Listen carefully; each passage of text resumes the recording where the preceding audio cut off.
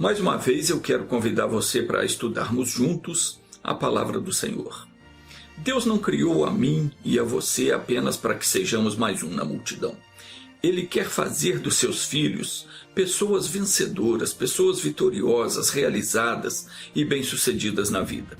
E com isso, Ele espera que nós sirvamos de testemunho do seu amor, da sua misericórdia. O Senhor quer poder contar conosco para levar a sua palavra para as demais pessoas. Palavra essa que tem o poder para libertar, curar, fazer prosperar e transformar vidas. A Bíblia conta que o nosso Senhor Jesus Cristo escolheu 12 pessoas para estar ao lado dele, aos quais ele designou muitas coisas. Os 2 primeiros versículos do 9º capítulo do Evangelho de Lucas diz que, tendo Jesus convocado os 12, deu-lhes poder e autoridade sobre todos os demônios, para expulsarem e para efetuarem curas. E também os enviou a pregar o reino de Deus. Um fato interessante aqui é que Judas Iscariotes, que foi o traidor, ele estava entre os que receberam de Jesus autoridade sobre os demônios, para expulsar. Mas como nós podemos ver, ele não fez uso da sua autoridade. Pelo contrário, ele preferiu antes atender ao espírito da avareza e por 30 moedas de prata, então, ele vendeu a sua alma para o diabo, traindo o amor de Jesus. Ele podia ter expulsado aquele demônio da vida dele e podia ter sido fiel ao Senhor se quisesse, mas ele foi fraco. E isso está acontecendo com muitas pessoas no dia de hoje. A pessoa ouve a palavra de Deus, recebe uma bênção, mas logo depois ela volta a fazer aquilo que desagrada a Deus. Ao invés de se firmar em Deus e buscar cada vez mais a presença do Espírito Santo e se encher de poder para vencer a tentação, a pessoa prefere continuar dando ouvidos aos espíritos enganadores, que mais cedo ou mais tarde vão levá-la para a perdição. Depois desses 12, diz em Lucas capítulo 10, versículo 1, que o Senhor também nomeou mais 70 e os mandou de 2 em 2 a pregar o Evangelho. Mais tarde, essa ordem foi dada para todo aquele que crê. A ordem para pregar o Evangelho, expulsar os demônios, curar os enfermos, hoje é para todo aquele que crê em Jesus Cristo. Mas para assumir a autoridade que é dada por Jesus, a pessoa precisa deixar de viver conforme a carne. Eu digo, ela precisa deixar de ser escrava dos prazeres da carne e buscar para si a natureza divina. E como é que se faz isso? Segura aí que eu já volto para explicar.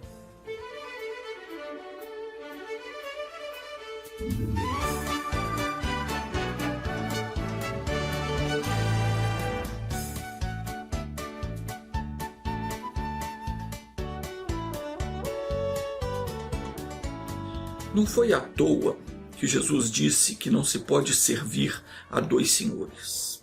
Ou nós empenhamos em servir a Deus, ou estaremos sempre nas garras do inimigo. No mundo espiritual não tem como ficar em cima do muro. Ou estamos de um lado ou estamos do outro. Todo aquele que deixa o caminho do erro e vem para Jesus, recebe dele a ordem para evangelizar. E ao ser batizado com o Espírito Santo, a pessoa recebe também o poder para, em nome dele, curar enfermos, expulsar demônios, mas isso não é, digamos, um direito adquirido do crente, não. Isso é uma autorização dada por Jesus. Para aqueles que permanecem nele, se você não permanecer nele, essa autorização é tirada. Conforme ele disse em João capítulo 15, versículo 5, eu sou a videira, vós sois os ramos. Quem permanece em mim e eu nele, esse dá muito fruto, porque sem mim nada podeis fazer. Também em 2º livro de Crônicas, capítulo 15, versículo 2, diz que o Senhor está convosco enquanto vós estáis com ele. Se o buscardes, o achareis. Se o deixardes, ele vos deixará. O que significa isso? Significa que nós somos revestidos do poder do alto para vencer qualquer mal. E esse poder ele permanece em nós e nos guarda e nos protege, enquanto nós permanecemos em Cristo. E só permanece em Cristo aquele que se torna participante da graça divina. Como é que eu me torno participante da graça divina? Vamos ver o que diz em 2ª carta de Pedro, no capítulo 1, versículo 2 ao 4. Está escrito assim: graça e paz vos sejam multiplicadas no pleno conhecimento de Deus e de Jesus nosso Senhor. Então aqui ensina que a graça de Deus, ou seja, o favor imerecido de Deus e a paz, elas nos são multiplicadas pelo pleno conhecimento de Deus e de Jesus. A pessoa que espera receber o favor de Deus e quer viver em paz, mas ela não busca conhecer a Deus e nem a Jesus, que é a sua santa palavra, essa pessoa não vai conseguir.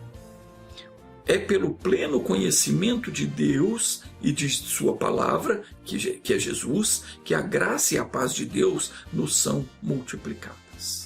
No versículo 3 diz mais, está escrito assim: visto como pelo seu divino poder nos têm sido doadas todas as coisas que conduzem à vida e à piedade, pelo conhecimento completo daquele que nos chamou para a sua glória e virtude, isto é, nos chamou para sermos semelhantes a ele em santidade. O versículo 4 diz: pelas quais nos tem dado, ou seja, pela sua glória e virtude, ele nos tem dado as suas preciosas e muito grandes promessas.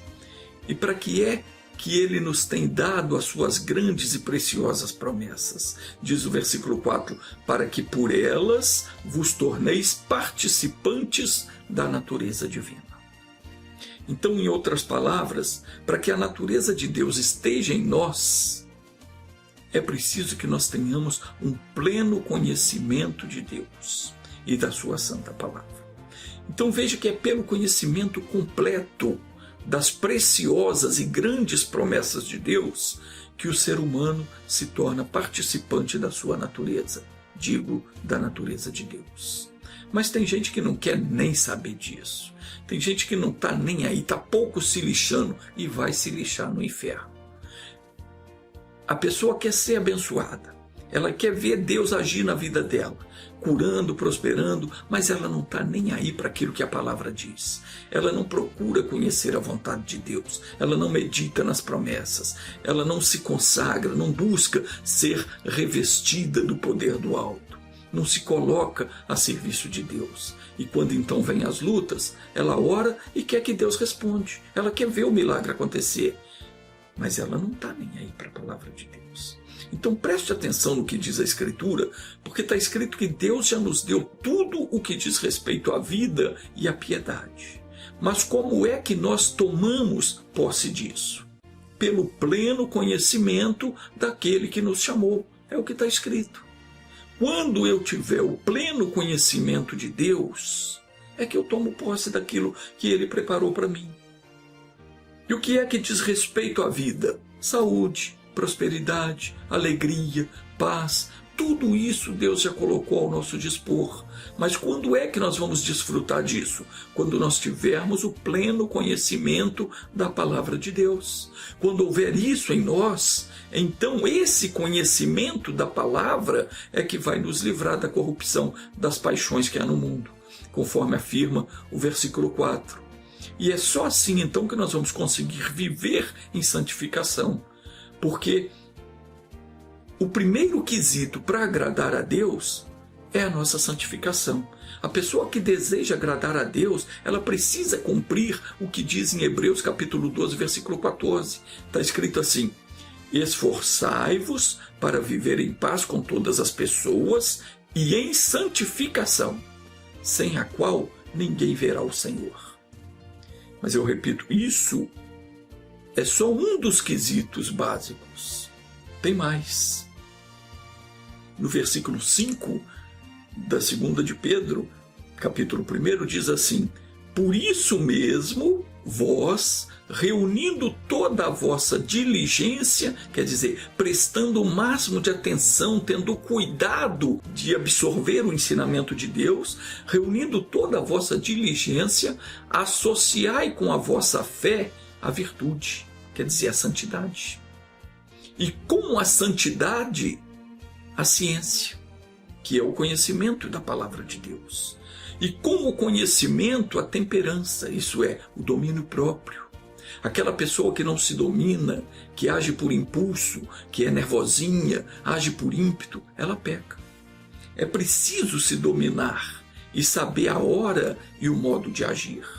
Eclesiastes capítulo 8, versículo 5, diz que quem sabe obedecer às ordens de Deus não sofrerá punição alguma, porquanto o coração sábio compreenderá a melhor hora e a maneira certa de agir. Então, continuando, com o domínio próprio, temos que acrescentar a perseverança. Aí você pode considerar também a paciência. E com a perseverança, a piedade. Mas não vai confundir piedade com ter pena, não tem nada disso. Piedade aqui se refere ao respeito pelas coisas de Deus, conforme já explicamos. O ímpio é aquele que não respeita. Diz no versículo 7, com a piedade, quer dizer, com o respeito, o temor à palavra de Deus, a fraternidade, que é o amor de uns pelos outros. E com a fraternidade, o amor de Deus. Aquele amor que faz com que a pessoa busque a Deus, se consagre, se prepare para ter condições de ajudar o seu semelhante, levando a palavra de Deus, orando e intercedendo para que Deus possa abençoar a outra pessoa. Então aqui, o apóstolo Pedro está ensinando o que nós devemos fazer para sermos participantes da natureza divina. A pessoa que faz isso, ela é participante da natureza de Deus. E ninguém toca nela. Se você é uma pessoa que já tomou a decisão de seguir ao Senhor Jesus e quer viver de um modo abençoado, quer ter poder para mandar o mal embora sempre que ele se manifestar em qualquer setor da sua vida, então você precisa fazer conforme o que acabamos de estudar. E diz aqui no versículo 8, porque se em vós houver e abundarem essas coisas, elas não vos deixarão ociosos e nem infrutíferos no pleno conhecimento de nosso Senhor Jesus Cristo. Isso tem que haver em você, mas não basta haver, tem que aumentar a cada dia. Para quê? Para que você não seja uma pessoa ociosa e infrutífera na obra de Deus. O Senhor Jesus contou uma parábola que serve de alerta para as pessoas que buscam a Deus só com o intuito de serem abençoadas e depois disso elas se tornam inúteis, porque elas não se dispõem a fazer a obra de Deus. Jesus contou essa parábola, então preste atenção, está escrito em Mateus capítulo 25, versículo 14 ao 30. Ele disse o seguinte: um certo homem, ao sair de viagem, chamou os seus servos e lhes entregou os seus bens. A um ele deu 5 talentos, para outro ele deu 2 talentos e a um outro 1 talento. A cada um ele deu segundo a capacidade que cada um tinha. E ele partiu. E o que recebera 5 talentos, imediatamente foi negociar com eles e ganhou outros 5 talentos. Do mesmo modo fez o que recebeu 2 talentos, e ele ganhou mais 2 talentos. Mas aquele que recebeu 1 talento, ele cavou na terra um buraco e escondeu o dinheiro do seu senhor. E depois de muito tempo, então, aquele senhor voltou e foi acertar contas com os servos. E chegando o que recebera 5 talentos, apresentou-lhe mais 5, e disse: Senhor, entregaste-me 5 talentos, e eis aqui outros 5 que eu ganhei. E disse então o seu senhor: muito bem, servo bom e fiel. Sobre o pouco foste fiel, sobre o muito te colocarei. Entra no gozo do teu senhor. E chegando também o que recebera 2 talentos, ele disse: Senhor, tu me entregaste 2 talentos. Eis aqui outros 2 que eu ganhei. E disse-lhe o seu senhor: muito bem, servo bom e fiel. Sobre o pouco foste fiel, sobre o muito te colocarei. Entra no gozo do teu senhor. E chegando por fim o que recebera 1 talento, disse: Senhor, eu te conhecia e sabia que és severo, e que ceifas onde não semeaste, e recolhes onde não ajuntaste. E então, atemorizado, eu escondi na terra o teu talento. para te devolver quando voltasse. E eis aqui o que te pertence. Ao que ele lhe respondeu: servo mau e preguiçoso, sabias que ceifo onde não semeei e recolho onde não ajuntei? Devias, no mínimo, ter entregado meu dinheiro aos banqueiros, para que, vindo eu, o recebesse com juros. E disse então: tirai-lhe, pois, o talento e dai ao que tem 10 talentos. E então lhe disseram: Senhor, mas ele já possui 10 talentos. E o Senhor respondeu: dai-o a ele, porque a todo o que tem, mais se lhe dará, e terá em abundância. Mas aquele que não tem, até aquilo que tem lhe será tirado. E lançai o servo inútil nas trevas exteriores. Ali haverá choro e ranger de dentes. Então preste atenção numa coisa. Deus não criou ninguém para ser mais uma pessoa na multidão. Ele te chamou das trevas para a luz, da ignorância para o conhecimento da verdade, para que você seja uma bênção. E é isso que você será se você assumir o chamado que Deus te dá. Se você se preparar e fizer aquilo que Deus quer que você faça, você será uma bênção.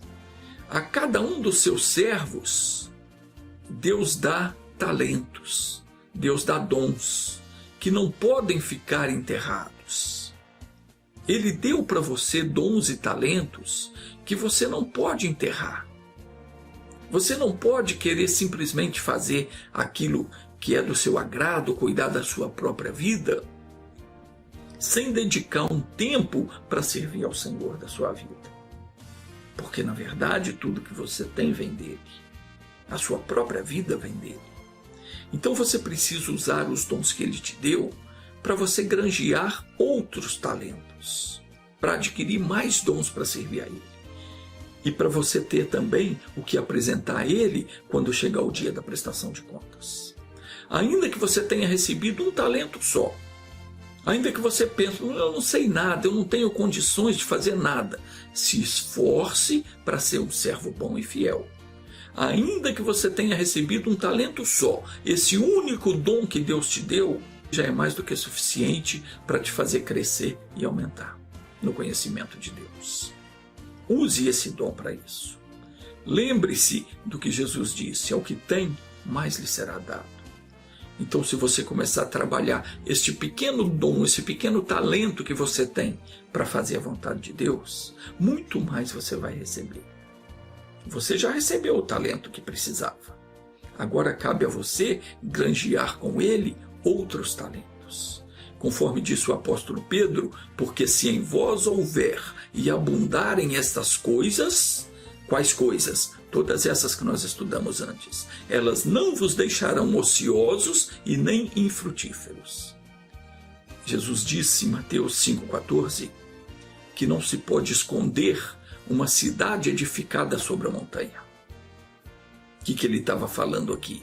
Uma pessoa que é edificada no Senhor Jesus.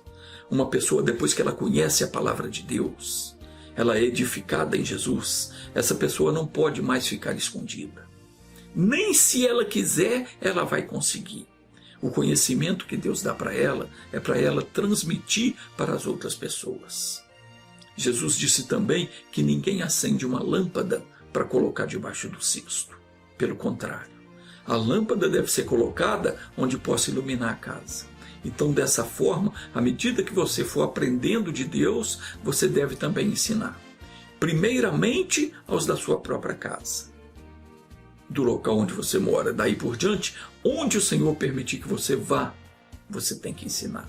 A vontade de Deus é que por onde a gente passar, a gente possa levar a presença de Cristo. O Senhor Jesus disse: vós sois a luz do mundo. Assim resplandeça a vossa luz diante dos homens, disse Jesus, para que vejam as vossas boas obras e glorifiquem ao vosso Pai que está nos céus. Mateus 5,16 ele advertiu dizendo: vós, ou melhor, Mateus 5,13, vós sois o sal da terra. Se o sal perder o sabor, com que se há de temperar? Não presta para mais nada, disse Jesus, senão para ser lançado fora e pisado pelos homens. Um dia ele vai cobrar de nós. Nós vamos ter que prestar contas daquilo que fizemos com o talento que ele nos deu. Então segure essa palavra no seu coração, porque essa mensagem vem de Deus. Não enterre o talento que ele te deu. Ore, busque a direção do alto, peça a Deus para preparar o caminho, para abrir as portas, para trazer até você as pessoas que ele tem chamado, porque de uma coisa você pode ter certeza. Jesus afirmou isso, que ninguém vem a ele se o Pai não trouxer. Então peça a ele para trazer até você as pessoas que ele quer que você anuncie a palavra. E essas pessoas, então, através da palavra, chegarão a ele. Isso serve para você também. Serve para você também. Foi o Pai quem te levou a Jesus. Agora, você deve se colocar a serviço dele para ensinar o que você tem aprendido para as pessoas que ele trouxer até você, a fim de que elas também encontrem Jesus. Use o talento que Deus te deu. E se precisar, use também os vídeos para você evangelizar. Você pode baixá-los para o seu celular ou, quem sabe, indicar o site para outros. Deus vai te orientar como fazer. Vamos orar agora? Oh meu Deus, precisamos da tua luz, do teu entendimento. Abre o nosso entendimento, Senhor, e nos ensina a fazer a tua obra. Nós não podemos enterrar o talento que o Senhor nos tem dado, mas de nós mesmos. Nós não temos nenhuma capacidade, nós não sabemos como fazer. Aliás, sem ti nada podemos fazer. Mas conforme o Senhor mesmo disse, somos o sal da terra. Não podemos deixar de levar o sabor de Cristo para as pessoas que estão sofrendo. Pai, dá-nos a oportunidade para anunciarmos o Teu Evangelho ao mundo. Reveste-nos do Teu poder para que, ao orarmos, o milagre venha acontecer. Obrigado, Senhor, pelo Teu Espírito em mim. Meu Deus, no poder que me é concedido pelo Espírito Santo, em nome do Senhor Jesus Cristo, eu paraliso agora toda a obra do inferno na vida dessa pessoa que está orando comigo. E eu mando que o mal saia dela, da casa dela, da família, dos negócios, da renda e de qualquer lugar em que ela esteja atuando. E em nome de Jesus Cristo, que esse espírito maligno que está amarrando essa pessoa, impedindo ela de conhecer a verdade, saia, vá embora e não volte mais. Entregamos em tuas mãos todas as pessoas que estão orando neste momento. Em nome de Jesus. Amém.